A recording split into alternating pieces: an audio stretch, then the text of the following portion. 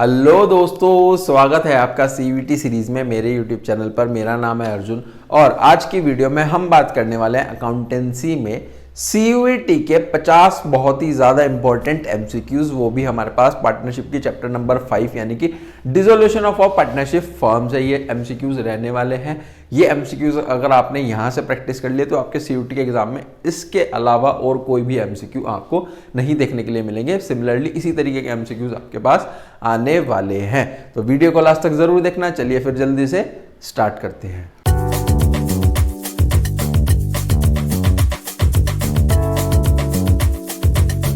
देखो, dissolution of a partnership firm से हमारे पास इंपॉर्टेंट टॉपिक्स जो रहने वाले हैं वो है हमारे पास WCR की एंट्रीज होती हैं, IFR क्या है, यहाँ पर क्या ट्रीटमेंट होता है, रियलाइजेशन के जितने भी हमारे पास चाहे वो एसेट्स हमारे पास बिक रहे होंगे, चाहे हम लाइबिलिटीज़ को पे कर रहे होंगे, उसमें काफ़ी सारी अच्छी अच्छी एडजस्टमेंट्स होती हैं, वो सब मैंने यहाँ पर कवर कर लिया। और कुछ हमारे पास थ्योरेटिकल पोर्शन है वो भी हमने यहाँ पर कवर कर दिया है। तो स्टार्ट करते हैं सबसे पहले एमसीक्यू से। देखो क्या लिखा है, रोहित एक पार्टनर है जो कि पे कर रहा है रियलाइजेशन एक्सपेंस 10,000 के। उसके बाद कहा गया है he was to get a remuneration, उसे रेनोमिनेशन मिला है 12,000 रुपये का कंप्लीट करने पर डिसोल्यूशन का प्रोसेस, जब उसने एक्सपेंसेस हमारे पास यहाँ पर बोर्न करे हैं। फिर उसके बाद लिखा है जो अमाउंट है ट्रांसफर होगा उसके कैपिटल अकाउंट में वो कितना होगा, वो होगा सर ये हमारे पास 12,000। कितना होगा ये 12,000। उसके बाद है on dissolution of a partnership goodwill हमारे पास कहां पे ट्रांसफर होती है, गुडविल हमारे पास ट्रांसफर होती है रियलाइजेशन अकाउंट के डेबिट साइड में, यहां पर ट्रांसफर होती है। आगे लिखा गया है आइडेंटिफाई करो सिचुएशन जब हमारे पास कोई भी एंट्री नहीं बनेगी डिसोल्यूशन के केस में पार्टनरशिप फॉर्म में। तो बताने हैं ये हमारे पास 4 केस गिवन है। सबसे पहला केस है कि लिखा है एक पार्टनर ने एक्सेप्ट करे फिक्स्ड एसेट पेमेंट करने में, जब उसने अपने ड्यू की पेमेंट करी, बेसिकली इसकी तो एंट्री बन जाएगी। जब एक पार्टनर हमारे पास पेमेंट कर रहा है अपनी फर्म की लायबिलिटी में, इसकी भी हमारे पास एंट्री बन जाएगी। जब हम क्रेडिटर एक्सेप्ट कर रहे हैं फिक्स्ड एसेट के बदले में payment of his her dues, ठीक है जी, तो ये बेसिकली हमारे पास इसकी कोई भी एंट्री नहीं बनेगी, तो ऑप्शन ये बन जाता है। और जो लोन है उसकी भी एंट्री बन जाएगी। आगे लिखा है एक पार्टनर है जो बियर कर रहा है सारे के सारे एक्सपेंसेस रियलाइजेशन के, टू बी पेड है 2,000 और हेड टू पे है रियलाइजेशन एक्सपेंस 2,500। तो हमें बताना है बेसिकली रियलाइजेशन अकाउंट के डेबिट साइड में हमारे पास यहाँ पर कौन सा अमाउंट जाने वाला है। यहाँ पर जाएगा सर ये 2,000, ठीक है। आगे चलते हैं, क्रेडिटर्स 8,000 के हैं, क्रेडिटर के 8,000 के हैं और उसमें आपने 5% का डिस्काउंट दिया है, तो बेसिकली यहाँ पर डेबिट बता सकते हो। देखो कैसे होगा, 8,000 का 5% निकाल लो, 408,000 में से आप 400 माइनस करोगे तो 7,600 यहाँ पर आ जाएगा। 8,000 में से बेसिकली आपको माइनस करना है जो 5% का डिस्काउंट है। आगे चलते हैं, आगे हमारे पास लिखा है डिसोल्यूशन के समय पे जो फर्म के डेटर है वो 17,000 है, जिसमें से हमारे पास 500 के बैड डेट्स हो गए। रियलाइज्ड वैल्यू आप बतानी है आपको यहाँ पर कितनी होगी। देखो जी, डेटर हमारे पास यहाँ पर कितने के हैं, डेटर है सर हमारे पास यहाँ पर 17,000 के, इसमें से हमारे पास 500 के क्या हो गए, ये हो गए सर हमारे पास बैड डेट्स। तो अब हमारे पास जो डेटर की वैल्यू बची वो कितने की बची, वो बची 16,500। इन 16,500 का बेसिकली आपको 2 पार्ट्स में करो, 60% ही रियलाइज्ड हो रहे हैं, 40% का हमें कुछ नहीं करना है। जो 60% है 16,500 का अगर आप 60% करते हो तो वो आ जाता है सर 9,900। बेसिकली ये हमारे पास यहाँ पर 9,900 कैश में डेबिट हो जाएंगे, क्योंकि हमारे पास डेटर हमारे पास रियलाइज्ड हो रहे हैं, तो हमारे पास क्या होगा, पैसा आएगा, तो कैश अकाउंट हमारे पास डेबिट हो जाएगा 9,900 से। ठीक है जी, आगे चलें। नेक्स्ट क्वेश्चन लिखा गया है एज पर द सेक्शन 48, हमारे पास सेक्शन 48 होता है जो भी पार्टनरशिप एक्ट का, उसमें कहा गया है कि हमारे पास करेक्ट सीक्वेंस बतानी है, आपको करेक्ट सीक्वेंस यहाँ पर बतानी है जो कि हम फॉलो करेंगे डिसोल्यूशन ऑफ पार्टनरशिप फॉर्म में। बताओ जी इन सब की करेक्ट सीक्वेंस क्या होगी। सबसे पहले होगी कि हम पेमेंट करेंगे जो भी हमारे पास आउटसाइडर लायबिलिटी है, तो सबसे नंबर 1 पे तो ये हो गया। फिर हम पेमेंट करेंगे जो भी हमारा पार्टनर का लोन है, तो दूसरे नंबर पर ये हो गया। फिर हम पेमेंट करेंगे जो भी हमारे पास पार्टनर का कैपिटल ड्यू है, यानी कि 1 2 3। फिर 4th नंबर पे जाता है जो भी सरप्लस बचा है वो डिस्ट्रीब्यूट हो जाएगा हमारे पास पार्टनर्स में। बेसिकली यहाँ पर ऑप्शन बन जाता है CABD, ऑप्शन नंबर C। आगे चलते हैं, realisation account is debited with on the dissolution of a firm, वो होता है सर हमारे पास जितने भी हमारे पास एसेट्स होते हैं वो सारे के सारे हम ट्रांसफर कर देते हैं जो कि हम रियलाइज करेंगे, है ना, यहाँ पर यही आ जाता है डेबिट में। फिर है डिसोल्यूशन ऑफ फर्म, जब हम फर्म का डिसोल्यूशन कर रहे हैं तो बैलेंस शीट का हमारे पास टोटल है 77,000। एसेट्स हमारे पास, एसेट साइड में क्या क्या गिवन है, प्रिलिमिनरी एक्सपेंसेस है, प्रॉफिट और लॉस का हमारे पास बैलेंस गिवन है, 4000 कैश का बैलेंस गिवन है, 8000 लॉस है हमारे पास 6300। ठीक है जी, उसके बाद हमारे पास क्या गिवन है, उसके बाद कहा गया है टोटल एसेट्स में इंक्लूडिंग है हमारे पास कैश बैलेंस। ओके जी, ठीक है। देखो कैसे होगा, देखो हमारे पास जो बैलेंस शीट का टोटल है वो है 77,000।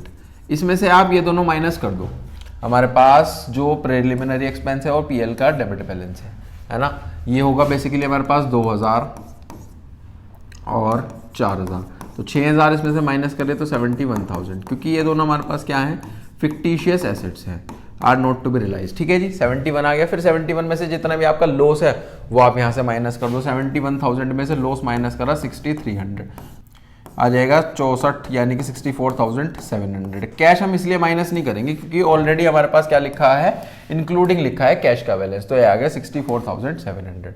आगे चले, आगे हमारे पास नेक्स्ट क्वेश्चन है, नेक्स्ट क्वेश्चन हमारे पास हो जाता है, नेक्स्ट क्वेश्चन हमारे पास हो जाता है, आगे हमारे पास नेक्स्ट क्वेश्चन पे चलते हैं। लिखा है एक अनरिकॉर्डेड एसेट है 2000 रुपए का, जो कि हमारे पास पार्टनर ने लिया है 1500 का। पार्टनर ने कितने का लिया है, 1500 का। जो पार्टनर का कैपिटल अकाउंट है वो कितने से होगा, 1500 से। जितने का हमारे पास उसने लिया है 1500 का लिया, तो 1500 से हमारे पास हो जाएगा ना। आगे चलते हैं, आगे हमारे पास लिखा है जब हम डिसोल्यूशन कर रहे हैं पार्टनरशिप फर्म का, जो हमारे टोटल डेटर है वो 2.5 लाख है, जिसमें से 10,000 हमारे पास बेड हो गए, तो रियलाइज वैल्यू आपको बतानी है 70% हो रही है ना। तो देखो 2.5 लाख के हमारे यानी कि डेटर्स थे 2,50,000, 10,000 बेड डेट्स हो गए, तो वैल्यू बची है 2,40,000। ये 2,40,000 पूरे रियलाइज नहीं हुए हैं, इसके हमारे पास कितने हुए हैं, 70% हुए हैं, तो रिमेनिंग 30 का हम कुछ नहीं करेंगे, 70 का देख लेंगे। जब हम 2,40,000 का 70% करेंगे, ये आ जाएगा 1,68,000। कितना आ जाएगा, 1,68,000, और बैंक अकाउंट हमारे पास यहाँ पर क्या हो जाएगा, डेबिट हो जाएगा। ठीक है जी, आगे चले, आगे चलते हैं। आगे हमारे पास गिवन है at the time of dissolution of a partnership form following accounts adjustment accounting adjustments are to be considered. इनमें से बतानी है कौन सी हमारे पास यहाँ पर कंसिडर्ड करी जाएगी। देखो सबसे पहले लिखा है partners current account are transfer to respective loan account. नहीं जी, करंट अकाउंट लोन अकाउंट में कैसे चला जाएगा, तो गलत है। जितने भी एक्यूमुलेटेड लॉसेज है वो ट्रांसफर हो जाएंगे पार्टनर के कैपिटल अकाउंट में प्रॉफिट शेयरिंग रेशियो में, बिल्कुल सही बात लिखी गई है। फिर जितने भी हमारे पास एसेट्स हैं, कैश को छोड़ के, फिक्टिशियस एसेट्स को छोड़ के, वो ट्रांसफर हो जाएंगे डेबिट साइड ऑफ रियलाइजेशन। ये भी बिल्कुल सही बात लिखी गई है कि जितने भी हमारे पास एसेट होते हैं वो सबसे पहले हम कहाँ ट्रांसफर करते हैं, वो करते हैं हम रियलाइजेशन अकाउंट के डेबिट साइड में, कैश और अपने फिक्टिशियस एसेट्स को छोड़ के। फिर उसके बाद क्या लिखा है, पार्टनर का लोन अकाउंट ट्रांसफर हो जाएगा रियलाइजेशन अकाउंट में, नहीं, पार्टनर का लोन अकाउंट जाएगा उसके लोन अकाउंट में। All external liabilities to be transfer to be credit side of realisation account के। हमारे पास डेबिट में सारे एसेट्स ट्रांसफर होते हैं, क्रेडिट में हमारी सारी लायबिलिटी ट्रांसफर हो जाती है। तो ऑप्शन बनता है बी हमारे पास सही है, सी हमारे पास सही है, ई हमारे पास सही है, बी, सी और ई। ऑप्शन नंबर डी यहाँ पर बन जाता है। नेक्स्ट पे चलते हैं। In case of dissolution form, जब भी हम पार्टनरशिप फॉर्म का डिसोल्यूशन कर रहे हैं, जितने भी एसेट्स हैं कैश को छोड़ के, फिक्टिशियस एसेट्स को छोड़ के, वो कहाँ पे ट्रांसफर होते हैं, वो debit side of realisation account. जितनी भी सारी लाइबिलिटीज होती है, एक्सटर्नल लाइबिलिटीज होती हैं, वो जाती है हमारे पास यहाँ पर डेबिट में सारे एसेट्स, क्रेडिट में सारी लाइबिलिटीज। ठीक है जी, आगे चलें। नेक्स्ट सर लिखा है हमारे पास, यहाँ पर लिखा गया है आपके जो डेटर्स है वो 50,000 हैं। ठीक है जी, डेटर्स हमारे पास 50,000 हैं। प्रोविजन हमारे पास 1500 का है, प्रोविजन का हम कुछ नहीं करेंगे। How much amount will be realise from debtors, अगर बेड डेट्स हमारे पास 10,000 हो गए, बेड डेट्स माइनस कर लो जी, बेड डेट्स ही माइनस होंगे 40,000। 40,000 का यहाँ पर कैसे हो रहे हैं, एट अ डिस्काउंट ऑफ 5%। 40,000 का 5% बैठता है सर 2,000, ये 2,000 हम यहाँ पे माइनस कर रहे हैं डिस्काउंट। ठीक है जी, 40,000 में से अगर 2,000 चले गए तो आता है आंसर 38,000। ठीक है। नेक्स्ट हमारे पास गिवन है क्वेश्चन ये रहा जी, कि डिसोल्यूशन ऑफ फॉर्म जब हम कर रहे हैं, पार्टनर ने लिया है इन्वेस्टमेंट 15,000 का 19,000 में। 15,000 वाले जो इन्वेस्टमेंट है 19,000 में लिया है, तो अमाउंट बताना है आपको कितना क्रेडिट होगा, जितने में लिया है 19,000 का, 19,000 ही आ जाएगा। ठीक है जी, आगे चले। आगे है on the basis of following data, इस डेटा की मदद से आपको फाइनल पेमेंट बतानी है to a partner on the form dissolution, के हमारे पास फाइनल पेमेंट कितनी करी जाएगी। देखो कैपिटल अकाउंट का डेबिट बैलेंस गिवन है 14,000, प्रॉफिट का शेयर गिवन है 43,000 और फॉर्म ने एसेट लिए है 17,000। बेसिकली यहाँ पर जो हमारे पास एक साइड में यानी कि डेबिट साइड में जाने वाली चीज़ें हैं वो इधर लिख लो, जो हमारे पास क्रेडिट साइड में जाने वाली चीज़ें हैं वो इधर लिख लो। क्रेडिट साइड में क्या जाएगा, क्रेडिट साइड में जाएगा सर प्रॉफिट, प्रॉफिट है हमारे पास यहाँ पर 43,000, ठीक है जी। डेबिट बैलेंस इधर उतर जाएगा, बैलेंस है हमारे पास 14,000, और हमारे पास जो एसेट्स लिए हैं, एसेट्स इसने लिए हैं हमारे पास यहाँ पर 17,000 के, तो आप टोटल कर लो 43,000 इधर लिखा, 43,000 इधर लिखा। 43,000 में बेसिकली आप यहाँ पर देखो 43,000 में अगर हमने माइनस करें यहाँ पर 17,000 और 14,000, तो जो बैलेंस बचता है, बैलेंस बचेगा 12,000। बैलेंस कितना आ जाएगा सर, 12,000, ठीक है जी। यही हमारे पास ऑप्शन बन जाता है क्वेश्चन नंबर 16 का। सबसे पहले जो हमारे पास एक तरफ लिखने वाली चीज़ है डेबिट में, वो हमने इधर लिख ली, जो हमारे पास क्रेडिट में लिखने वाला था वो हमने इधर लिख लिया, फिर हमने बैलेंस निकाल लिया। आगे चलते हैं, नेक्स्ट क्वेश्चन हमारे पास यहाँ पर क्या गिवन है, नेक्स्ट क्वेश्चन गिवन है, आपको जनरल एंट्री बतानी है बेसिकली डिसोल्यूशन ऑफ फॉर्म की क्या हो सकती है। देखो फॉर्म के पास स्टॉक है 2,40,000 रुपए का, अरुण एक पार्टनर है जिसने 50% जो है स्टॉक लिया है, डिस्काउंट ऑफ 15%। देखो 2,40,000 का बेसिकली 50% कितना होगा, जो अरुण ने लिया है, अरुण ने लिया है बेसिकली इसका 50%, कितना लिया है 50%, इसका जो 50% हो जाता है वो हो जाता है 1,20,000। ये 1,20,000 भी उसने कैसे लिया है, 15% के डिस्काउंट पे लिया है, माइनस कर दो यहाँ पर डिस्काउंट एट द रेट 15%। 1,20,000 का जब हम 15% करेंगे तो आ जाएगा 18,000। 1,20,000 में से जब हम 18,000 माइनस करेंगे तो आ जाएगा 1,02,000। जो यहाँ से जर्नल एंट्री बनेगी वो बनेगी 1,02,000 से, और एंट्री बनेगी अरुण का कैपिटल अकाउंट डेबिट होगा टू रियलाइजेशन अकाउंट 1,02,000, ठीक है जी, समझ में आया। आगे चलते हैं नेक्स्ट की तरफ। नेक्स्ट हमारे पास क्वेश्चन गिवन है, नेक्स्ट है हमारे पास मैच इट। देखो जी इसमें क्या लिखा है, सबसे पहले लिखा है कि डिसोल्यूशन ऑफ एग्रीमेंट बताना है। ये तो बेसिकली हमारे पास कॉन्ट्रैक्ट होता है बिटवीन पार्टनर्स। फिर है डिसोल्यूशन बाय कोर्ट, ए का थर्ड इसमें भी है, ए का थर्ड इसमें भी है। बी का चेक करते हैं, बी का डिसोल्यूशन बाय कोर्ट होता है हमारे पास जब पार्टनर इनसाइन हो जाता है, तो बी का फर्स्ट बनेगा, यानी कि सी ऑप्शन नहीं बनेगा, ए ऑप्शन यहाँ पर बन जाता है। आगे चलते हैं, आगे हमारे पास लिखा है जब हमारे पास डिसोल्यूशन ऑफ फॉर्म होगा तो पार्टनर्स हमारे पास पार्टनर की कैपिटल अकाउंट गिवन है 63,000, क्रेडिटर गिवन है 12,000, प्रॉफिट और लॉस का डेबिट बैलेंस गिवन है 6,000, प्रॉफिट बताना है रियलाइजेशन एसेट्स पे बेसिकली कितना होगा। देखो उसको हम एक बैलेंस शीट बना करके समझते हैं कि डिसोल्यूशन से पहले जो हमारी बैलेंस शीट होगी वो कैसी होगी, कि सबसे पहले इधर लायबिलिटी साइड में कैपिटल का बैलेंस गिवन होगा 63,000, और हमारे पास क्रेडिटर्स गिवन होंगे। क्रेडिटर्स सर क्वेश्चन में हमारे पास गिवन है 12,000। क्या यहाँ से आप मुझे टोटल बता सकते हो इनका जो टोटल आ जाएगा वो आ जाएगा हमारे पास 75,000, ठीक है जी। यही 75,000 का टोटल इधर हो जाएगा 75, क्योंकि एसेट का टोटल लायबिलिटी के साइड के टोटल के इक्वल होता है। इधर हमारे पास पीएल का बैलेंस गिवन है, पीएल का बैलेंस गिवन है सर 6,000। 75,000 में से अगर हमारे पास 6,000 चलेगा तो 69,000 बच जाता है।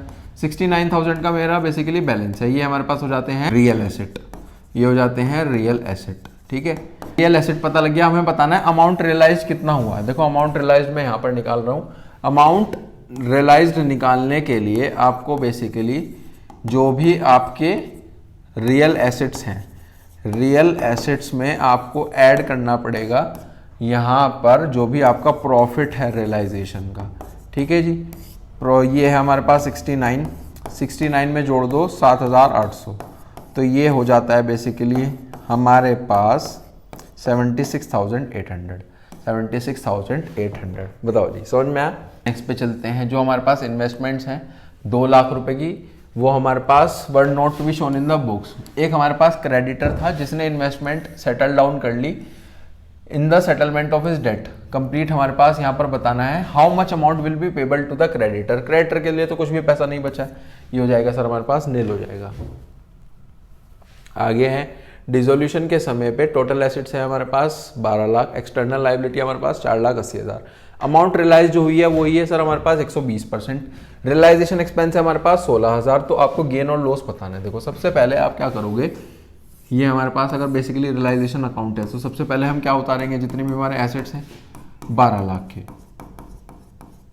फिर जितनी भी लायबिलिटीज है वो हम इधर लिखेंगे क्रेडिट साइड में 4,80,000। फिर उसके बाद क्या कहा गया है, एसेट रियलाइज्ड हुए हैं 120% पे। 120% आप इसका बता सकते हो। इसका 120% जब हम करेंगे तो बैंक के नेम से इधर आ जाएगा और ये आ जाएगा 14,40,000, ठीक है जी। और जो लायबिलिटीज हैं वो बेसिकली इधर पे ऑफ होंगी 4,80,000। कुछ हमारे पास एक्सपेंसेस गिवन है वो भी बैंक के नेम से इधर आ जाएंगे, वो है सर हमारे पास 16,000। अब आपको टोटल करना है, टोटल करके बैलेंस निकालना है। जो टोटल है वो इधर आएगा, वो इधर आ जाएगा हमारे पास 14 लाख और 4 लाख हो गए 18 लाख, 19,20,000, 19,20,000 इधर लिख लो, ये आ गया बेसिकली 19,20,000। इसमें से आपको ये तीनों वैल्यू माइनस करनी है। ये है बेसिकली हमारे पास 16,80,000, 16,96,000 करेंगे तो ये आ जाएगा बेसिकली हमारे पास इधर आ गया गेन आ गया, या फिर प्रॉफिट भी आप कह सकते हो, ये आ गया 2,24,000 का बैलेंस में। ठीक है जी, तो आंसर बन जाएगा गेन 2,24,000। ठीक है जी, आगे चलें। आगे है हमारे पास नेक्स्ट क्वेश्चन गिवन है, अरेंज करना है फॉलोइंग को एक सीक्वेंस में, जहां पर अमाउंट रिलाइज हो रही है हमारे पास एसेट से, विल बी यूटिलाइज टू पे। क्या पे करने के लिए होगा, इन सब में से आपको बताना है। देखो सबसे पहले तो हमारे पास होगा जितने भी सिक्योर्ड डेट्स हैं फर्म के, वो सबसे नंबर 1 पे आ जाते हैं। फिर हमारे पास आ जाता है जितने भी अनसिक्योर्ड डेट्स हैं फर्म के, वो आ जाते हैं। फिर उसके बाद हमारे पास पार्टनर का लोन हम चुकाते हैं, पार्टनर की कैपिटल, लास्ट में रीसीड्यू टू पार्टनर्स, बचा हुआ पार्टनर्स में। तो ऑप्शन बन जाएगा हमारे पास सी, डी, ए, बी और ए। ठीक है जी, आगे चलते हैं। आगे हमारे पास लिखा है अनरिकॉर्डेड एसेट जो कि हमारे पास पार्टनर ने टुक ओवर कर लिए हैं, वो कहां पर शो होते हैं, वो होते हैं सर हमारे पास क्रेडिट में, रियलाइजेशन अकाउंट के। आगे चलते हैं। नेक्स्ट हमारे पास लिखा गया है on dissolution of a firm, जब हम फर्म का डिसोल्यूशन करेंगे, एक हमारे पास अनरिकॉर्डेड फर्नीचर है जिसकी वैल्यू 5,000 है, वो बेसिकली हमारे पास पार्टनर ने लिया 4,300 में। तो ये बताना है आपको किस अकाउंट में हमारे पास जाएगा, क्रेडिट होगा और कितना होगा। देखो ये बेसिकली होगा 43 में लिया है ना, तो 43 का ही होगा, और रियलाइजेशन अकाउंट के बेसिकली यहाँ पर क्रेडिट साइड में यहाँ पर चला जाएगा, है ना। आगे चलते हैं। आगे हमारे पास लिखा गया है how much amount will be paid to creditors, के क्रेडिटर्स को कितना पैसा दिया जाएगा। अगर हमारे पास 25,000 रुपए के क्रेडिटर्स हैं, जिसमें से 5,000 रुपए के हमारे पास पेड नहीं है, तो हमारे पास कितने क्रेडिटर बचे, 20,000 के। 20,000 के क्रेडिटर्स कैसे हुए हैं, 5% के डिस्काउंट पे हुए हैं, तो 1,000 माइनस कर दो, ये आ गया सर 19,000। तो आंसर बन जाता है 19,000। ठीक है जी, नेक्स्ट पे चलें। नेक्स्ट लिखा गया है डिसोल्यूशन ऑफ फर्म करते हुए एक हमारे पास अनरिकॉर्डेड फर्नीचर है 6,000 रुपए का, जो कि यहाँ पर were taken up by the partner 4,800, तो 4,800 से ही होगी, और किस अकाउंट से होगी, realisation account will be credited by 4,800। Next moving toward the next question, लिखा है हमारे पास for which of the following situation no entry will be pass, कि इन केस में से किस केस में एंट्री नहीं होगी। देखो जी, सबसे पहले लिखा है क्रेडिटर 50,000 रुपए के सेटल कर दिया हमने 60,000 में, 50,000 के क्रेडिटर 60,000 के स्टॉक में कर दिया फुल सेटलमेंट, तो इसकी भी एंट्री नहीं होगी। आगे हमारे पास लिखा गया है लोन था हमारे पास 60,000 रुपए का, लोन टू बी है, सेटल करा गया 55,000 में, बी भी पार्टनर है, तो इसकी तो एंट्री हो जाएगी, ये ऑप्शन नहीं बनता है। फिर उसके बाद आ जाता है हमारे पास रियलाइजेशन एक्सपेंस, हमारे पास 5,000 रुपए के थे, डेटर 8,000 रुपए के हैं, फुल सेटलमेंट में हो गए। जब भी फुल सेटलमेंट में होता है तो कोई भी एंट्री नहीं बनती है। फिर है सर हमारे पास रियलाइजेशन एक्सपेंस थे 10,000 रुपए के, वो की बॉन्ड करे सी ने, एक पार्टनर ने, और पेड भी हमारे पास उसी ने पर्सनली कर लिया, तो इसकी भी एंट्री नहीं बनेगी। जो अभी तक ऑप्शन बने हैं वो है ए, सी और डी। ई को भी चेक करते हैं। ए का लोन है फर्म के लिए 25,000 रुपए का, जो कि सेटल करा गया है फर्नीचर दे करके सेम अमाउंट में, बेसिकली इसकी भी एंट्री हो जाएगी, तो ऑप्शन बनता है ए, सी और डी। आगे चलते हैं। कैलकुलेट करना है amount to be debited on dissolution of partnership firm. अगर हमारे पास डेटर 25,000 रुपए के हैं, रियलाइज 90% हुआ है। देखो 25,000 का सबसे पहले तो आप 90% निकाल लो, जो कि रियलाइज हुआ है। इसका 90% करोगे आ जाएगा हमारे पास 22,500। ठीक है जी। अब इसमें जो हमारे पास बेड डेट रिकवर्ड है, वो हमारे पास आया है पैसा 1,200, वो इसमें जोड़ दो, तो ये हो जाएगा सर हमारे पास 23,700। ऑप्शन बना है डी, 23,700। आगे चलते हैं। फर्म हमारे पास पे कर रही है रियलाइजेशन एक्सपेंस 10,000 रुपए के, किसके बिहाफ पे, ऑन बिहाफ ऑफ निहार, एक पार्टनर है, with whom it was agreed 25,000। Realisation expense came to 35,000। आपको बताना है रियलाइजेशन अकाउंट कितने से डेबिट होगा, वो होगा सर हमारे पास यहाँ पर 25,000 से होगा। ठीक है जी।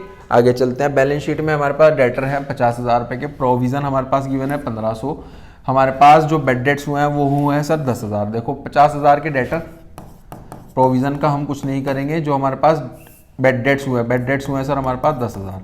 10,000 इसमें से बेड डेट्स जो है वो माइनस कर दो, तो वैल्यू बची है सर 40,000। 40,000 पे बेसिकली 10% डिस्काउंट है, तो 4,000 माइनस करो, आंसर बन जाता है 40 में से 4 गए तो 36,000। Option number A. आगे चलते हैं। आगे हमारे पास लिखा है फॉर्म डिसॉल्व हो रही है, पवन एक पार्टनर है जो कि डिसोल्यूशन हमारे पास यहाँ पर कैरी कर रहा है as fixed as is remuneration expenses, जो कि हमारे पास 25,000 रुपये है, जो कि पवन ने ही पे करे। आपको बताना है पवन का कैपिटल अकाउंट कितने से क्रेडिट होगा, वो होगा सर हमारे पास यहाँ पर 75,000 से। जो भी हमारे पास ये 50,000 है, इसमें 25,000 हमारे पास एड ऑन हो जाएंगे, इसीलिए हमारे पास यहाँ पर 75,000 आंसर बना है। ठीक है जी, आगे चलते हैं। आगे हमारे पास लिखा है डिसोल्यूशन ऑफ पार्टनरशिप फॉर्म हमारे पास कब होता है, आपको बताना है यहाँ पर करेक्ट सीक्वेंस बतानी है। जब हमारे पास सारे के सारे एसेट्स और सारे के सारे लायबिलिटी ट्रांसफर होंगे, सबसे पहले तो रियलाइजेशन अकाउंट में, फिर उसके बाद आप क्या करोगे, उसके बाद एसेट्स हमारे पास सोल्ड होते हैं और रियलाइज्ड होते हैं। ठीक है जी, फिर उसके बाद जितनी भी लायबिलिटी है वो हम पे करते हैं, 3 नंबर पे ही आ जाएगा। फिर हम जितना भी हमारे पास पार्टनर्स का लोन होता है वो रीपे करते हैं उनके प्रोपोर्शन में। तो अभी तक ऑप्शन बना है CEAD, CEAD और B, उसके बाद हमारे पास यहाँ पर 5th नंबर पे आ जाता है कि पार्टनर का कैपिटल अकाउंट सेटल करा जाएगा। उसके बाद लिखा गया है जो भी एक्यूमुलेटेड लॉसेज है वो ट्रांसफर कहाँ पे करा जाता है, dash in dash at the time of dissolution of a firm. देखो वो करा जाता है हमारे पास पार्टनर के कैपिटल अकाउंट में, पार्टनर के कैपिटल में अकाउंट में, और हमारे पास ओल्ड रेशो में। ठीक है जी, ये इसके अंदर आ जाता है। बेसिकली यहाँ पर एक ही रेशो होती है, उसी में हम सब चीजें करते हैं। आगे चलते हैं। आगे हमारे पास लिखा गया है रोहित एक पार्टनर है जो कि डिसोल्यूशन कर रहा है, 60,000 रुपए का उसका रेनोमरेशन है, रियलाइजेशन के एक्सपेंसेस 20,000 है। रियलाइजेशन अकाउंट आपको बताना है कितने से डेबिट होगा, वो होगा सर हमारे पास यहाँ पर 60,000 का बेसिकली हमारे पास है और 20,000 के हमारे पास एक्सपेंसेस है, तो 80,000 ये डेबिट होगा सर हमारे पास यहाँ पर 80,000 से। ठीक है जी, आगे चलते हैं। आगे आपको बताना है यहाँ पर करेक्ट सीक्वेंस बतानी है रियलाइजेशन अकाउंट बताते हुए। देखो जी, सबसे पहले हमारे पास क्या होगा, सबसे पहले होगा सर हमारे पास जितने भी एसेट्स है वो ट्रांसफर होंगे रियलाइजेशन अकाउंट में। फिर हमारे पास क्या होगा, फिर हमारे पास जितने भी ट्रांसफर होंगे आउटसाइड लायबिलिटीज वो भी रियलाइजेशन में चले जाएंगे। फिर उसके बाद हम क्या करेंगे, फिर हम करेंगे रियलाइजेशन बेसिकली अपने एसेट्स का, फिर हम जितनी भी हमारे पास लायबिलिटी है उनका पेमेंट करते हैं। फिर उसके बाद हम गेन और लॉस निकाल लेते हैं, है ना। ऐसे तो करते हैं कि जितनी भी हमारे पास सारे एसेट्स हैं वो हम एसेट्स इधर लिखते हैं, जितनी भी लायबिलिटीज़ है वो हम बेसिकली लायबिलिटी इधर लिखते हैं। फिर एसेट्स को हम रियलाइज करते हैं बैंक के नेम से, लायबिलिटीज़ को हम पे करते हैं बैंक के नेम से। फिर हम जितना भी गेन या फिर प्रॉफिट होता है, गेन या फिर लॉस होता है वो हम निकाल लेते हैं। तो ये बेसिकली ऑप्शन बन जाता है DBCEA। ठीक है जी, आगे चलते हैं। आगे हमारे पास गिवन है मैचेट गिवन है सर। मैचेट में क्या है, assets taken over by partner. Basically इसका बताओ क्या होगा, इसकी एंट्री बनेगी पार्टनर का capital account debit to realisation. तो ऑप्शन बना है A का सेकंड इसमें भी है, A का सेकंड इसमें भी है। बी पे चलते हैं। रियलाइजेशन एक्सपेंस बताओ क्या है, रियलाइजेशन एक्सपेंस की एंट्री होती है realisation expense debit to cash. तो बी का 4th बना है, ऑप्शन बन जाता है डी। सी का भी चेक कर लेते हैं। सी का होगी हमारे पास लायबिलिटीज मीट करिए पार्टनर ने, तो एंट्री बनती है realisation account debit to partner का कैपिटल अकाउंट। और डी की बनती है पार्टनर का capital account debit to cash account. यह रियलाइजेशन एक्सपेंस पे कर रहे हैं बिहाफ ऑफ द पार्टनर। ठीक है जी, आगे चलें, आगे चलते हैं। On the basis of following data आपको बताना है फाइनल पेमेंट बेसिकली कितनी करी जाएगी डिसोल्यूशन पे पार्टनर को। क्रेडिट बैलेंस गिवन है हमारे पास 50,000, तो क्रेडिट बैलेंस बेसिकली हमारे पास यहाँ पर लिखा जाएगा, बैलेंस है हमारे पास यहाँ पर 50,000। उसके बाद लॉस गिवन है, लॉस है सर हमारे पास, लॉस इधर आ जाएगा 10,000। फर्म की जो लायबिलिटी है वो पार्टनर ने ली है, तो इधर आ जाएगा लायबिलिटी ली है उसने 8,000, तो ये हो गया हमारे पास 58,000। 58,000 इधर ही लिखो, 58,000 में से 10,000 आप माइनस कर दो, तो 48,000 का हमारे पास क्या आ गया, बैलेंस आ गया सर। क्या आ गया, बैलेंस आ गया। बेसिकली हमारे पास पे करा जा रहा है, तो बैलेंस तो नहीं आता, बैंक के नाम से आप इसको लिख सकते हो ना। तो ये आ जाएगा हमारे पास 48,000। जब भी हमारे पास कैपिटल अकाउंट का बैलेंस लिखा जाता है तो हम बैलेंस नहीं लिखते, क्योंकि हमारा जो फॉर्म है वो डिसॉल्व हो रही है। ये तो बेसिकली हम अकाउंट बना के समझने की कोशिश कर रहे हैं कि इधर हमने टोटल करा तो इधर बैलेंस में इतना आ गया, लेकिन ये बैलेंस के नाम से नहीं लिखा जाता है। हमारे पास किस नाम से लिखा जाता है, बैंक के नाम से लिखा जाता है। लिखा है आपको फैक्ट बताने हैं related to the compulsory dissolution. Compulsory यानी कि होगा ही होगा dissolution of a partnership form. सबसे पहले लिखा है कि सारे के सारे पार्टनर्स और एक पार्टनर हमारे पास इंसॉल्वेंट हो जाता है, incompetent to sign a contract, इस केस में हो जाएगा। जब हमारे पास बिजनेस ऑफ फॉर्म इनलीगल होगा, इस केस में भी होगा। पार्टनर बिकम परमानेंटली इनकेपेबल, इस केस में तो नहीं होगा। पार्टनर हमारे पास परसिस्टेंटली कमिट कर रहा है breach of the partnership agreement, इसमें भी नहीं होगा। जब some events have been taken place जो कि हमारे पास अनलॉफुल बना देता है पार्टनर्स को बिजनेस करने के लिए। इस केस में भी बेसिकली हमारे पास हो जाएगा। तो ऑप्शन बन जाता है सर हमारे पास ए, बी और ई। ठीक है जी। नेक्स्ट लिखा है टोटल एसेट आपके पास 2 लाख है, लाइबिलिटीज आपके पास 40,000 हैं, सेल ऑफ एसेट करने पे आपके 1,75,000 है, रियलाइजेशन एक्सपेंस 3,000 है, प्रॉफिट और लॉस बताओ। देखो जी, अकाउंट बनाकर अगर हम इसको समझें, सबसे पहले हमने एसेट्स लिखे। एसेट्स है सर हमारे पास यहाँ पर बेसिकली 2 लाख। ठीक है जी, 2 लाख के एसेट्स हो गए। फिर उसके बाद हमारे पास लाइबिलिटीज़ हमने इधर लिखी, लाइबिलिटीज़ है हमारे पास 40,000। फिर उसके बाद कहा गया है एसेट्स हमारे पास रियलाइज्ड हुए हैं, तो बैंक के नेम से इधर आ जाएगा 1,75,000। ये लाइबिलिटीज इधर पे होगी बैंक के नाम से, यानी कि 40,000। कुछ हमारे पास रियलाइजेशन के एक्सपेंस है, वो हमारे पास इधर लिख लो। रियलाइजेशन के एक्सपेंस है 3,000। टोटल कर लो, बैलेंस निकाल लो। जिधर बैलेंस आएगा वो हमारे पास गेन या फिर लॉस है। देखते हैं किधर आएगा। बैलेंस बेसिकली इधर निकला है, इधर बैलेंस लिखता है तो लॉस निकलता है, क्योंकि इधर है हमारे पास 2,43,000, 243 में से जब ये दोनों वैल्यू माइनस होगी तो लॉस आ जाएगा 28,000 रुपये का। बैलेंस आ गया है ना, ये बैलेंस आ गया 28,000 रुपये का, तो लॉस हो रहा है 28,000। ठीक है जी, आगे चले, आगे चलते हैं। आगे है हमारे पास डिसोल्यूशन के समय पे पार्टनरशिप फॉर्म में बेसिकली कौन से अकाउंट्स प्रिपेयर करे जाते हैं। रिवैल्यूएशन नहीं बनता है, पार्टनर का कैपिटल अकाउंट बनता है, बैलेंस शीट नहीं बनता, रियलाइजेशन बनेगा, कैश और बैंक बनेगा। बी डी और ई। ठीक है जी। रिवैल्यूएशन और balance sheet admission, retirement, death, admission, retirement और पीएसआर के केस में बन जाती है ना। आपको बताना है बेसिकली यहाँ पर जर्नल एंट्री क्या होगी। जर्नल एंट्री हमारे पास अनरिकॉर्डेड एसेट हैं 5,500 के, तो एंट्री क्या होगी। एंट्री यहाँ पर होगी सर हमारे पास जो भी कैश अकाउंट है वो डेबिट हो जाएगा टू रियलाइजेशन अकाउंट 5,500 से। आगे चलते हैं 42। सेलेक्ट द वे जिसमें हम जो प्रोविजन है अपीयर होता है बैलेंस शीट में पार्टनरशिप फॉर्म का, are close at the time of firm का डिसोल्यूशन। बेसिकली वो ट्रांसफर हो जाता है हमारे पास credit of the realisation account में, जितना भी हमारे पास प्रोविजन होता है। फिर लिखा है which of the following will not be shown in the realisation account.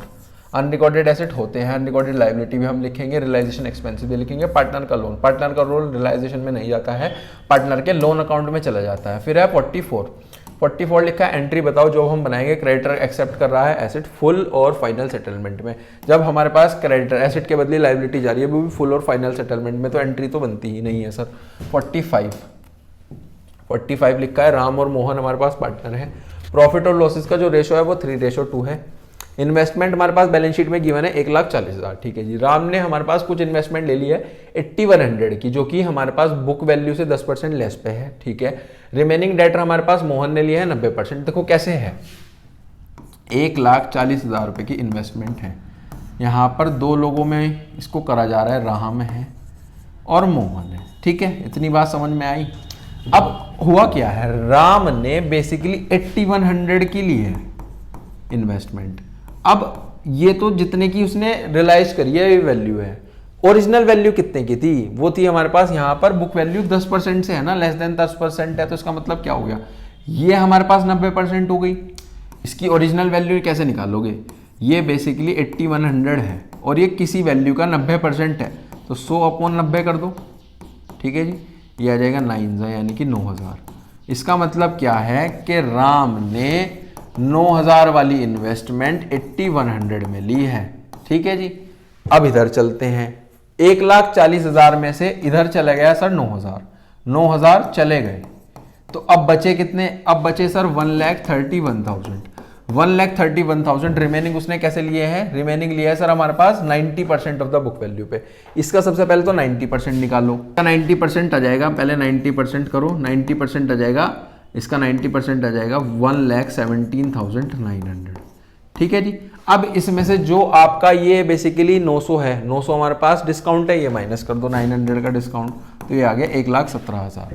Answer बना है 1,17,000। चलते हैं नेक्स्ट पे।